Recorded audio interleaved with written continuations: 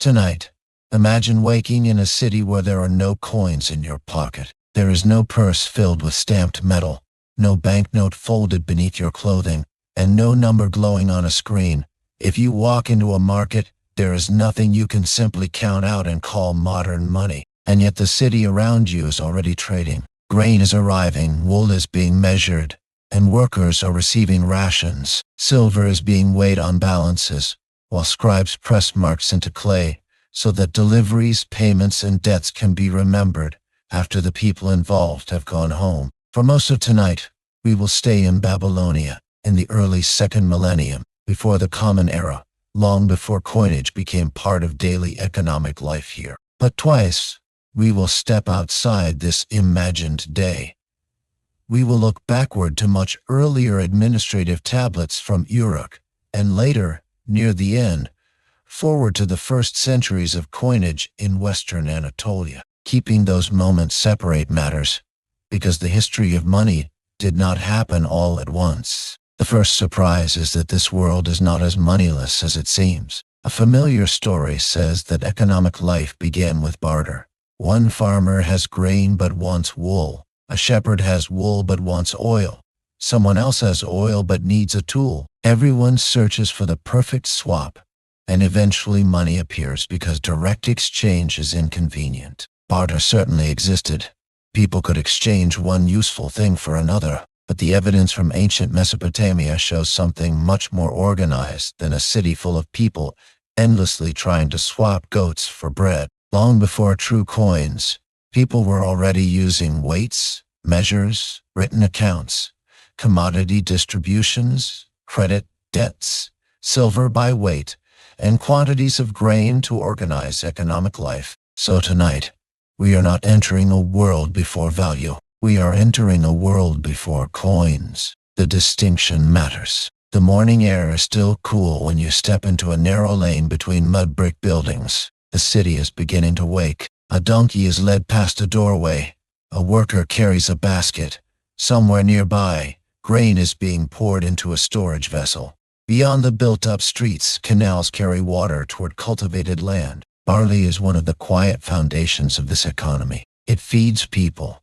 It can become bread or beer. It can be stored, measured, delivered, distributed, and entered into accounts. In different settings and periods, grain could appear as a ration, a payment, an obligation, or a quantity still expected. That makes barley useful in more than one way. It is food, but in an administrative system, it can also become a quantity that institutions compare, allocate, and remember. At a storehouse, workers move baskets while a scribe sits nearby. The scribe has no paper. He has clay. A tablet rests in one hand. A reed stylus is pressed into its soft surface. The marks record quantities: grain received, grain distributed, and grain still due. Now we step backward in time, more than 1,000 years before this imagined Babylonian morning. At the end of the 4th millennium before the Common Era, people in southern Mesopotamia were already using some of the earliest surviving writing to record economic information. Proto-Cuneiform tablets from around 3100 to 2900 BCE document quantities and distributions of commodities, including barley, emmer, malt, and other grain products. These tablets belong to a much earlier world than the one we are walking through tonight, but they reveal an important continuity. Writing was useful very early as a tool of administration. A record changes what an economy can do. If every exchange has to be completed immediately, both sides must settle everything in the same moment. But if an obligation can be measured and recorded, the transaction can stretch across time. A promise can survive the afternoon. A debt can survive the season. The clay remembers. Return now to the city around us. The streets open into a busier working area. There are baskets of grain, bundles of wool, jars, tools, animals, cloth, and food.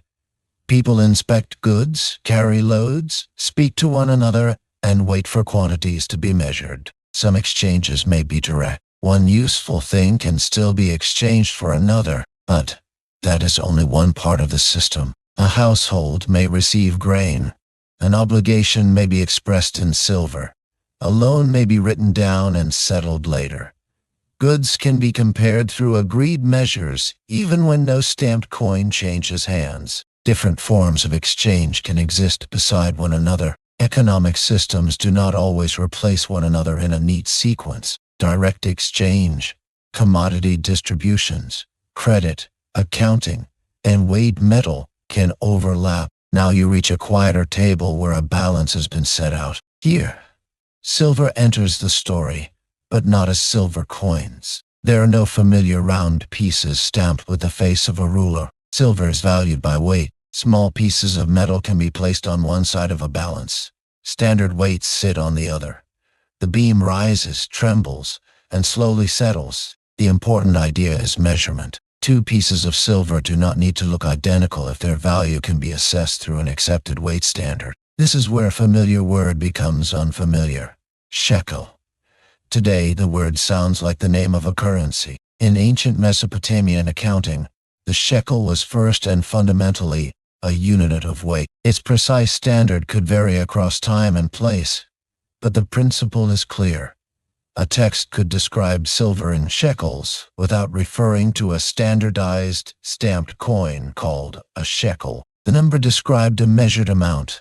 The silver could be weighed, the obligation could be written down, and the payment could be remembered. This is one reason the history of money becomes complicated very quickly. If money means only a government-issued coin, this city does not yet have it. If money means systems for measuring value, comparing goods, recording obligations, and settling payments, then much of that machinery is already here. You watch the balance again. The beam becomes still. It is a small moment, but it contains a powerful idea. The value of the silver does not depend on every fragment having the same shape. What matters is how much it weighs. From here, the city begins to look different. You notice measures everywhere.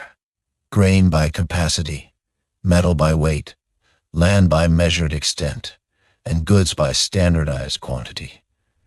Work and obligations are recorded in accounts. Measurement makes comparison possible, and comparison makes accounting possible. And accounting allows transactions to become larger, slower, and more complicated than an immediate swap. Near another courtyard, a tablet is being prepared for an agreement that will not be completed today. Someone receives value now, while repayment comes later, perhaps after a harvest or perhaps in silver, according to terms written into the agreement. The exact arrangements vary, but the underlying ideas are familiar: credit, debt, and interest. Here we can anchor the story to a real surviving document. A clay tablet from Sippar, dated to 1823 BCE, records a loan from the Temple of Shamash. A borrower received 38 1/6 shekels of silver and was expected to repay the silver with interest at harvest time. The detail matters because it shows the structure clearly.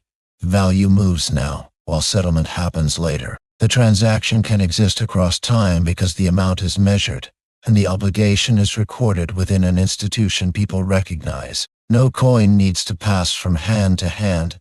At the instant the agreement is made, the economy can operate through time. As the sun rises higher, another distribution begins. Workers gather near stored grain. Quantities are measured and assigned. The grain is not symbolic. It feeds people. Administrative records from Mesopotamia show grain being delivered and distributed in organized quantities, including allocations connected with workers and institutions. The evidence does not tell us that every person was paid in exactly the same way. That is precisely the point. There was no single universal object doing all economic work. Different materials and records served different purposes. Barley was useful when food and stored agricultural value mattered. Silver was compact and useful for valuation and settlement. Clay tablets preserved information. Weights and measures allowed people to compare quantities. The system is less like a primitive cash register and more like a network of agreed standards.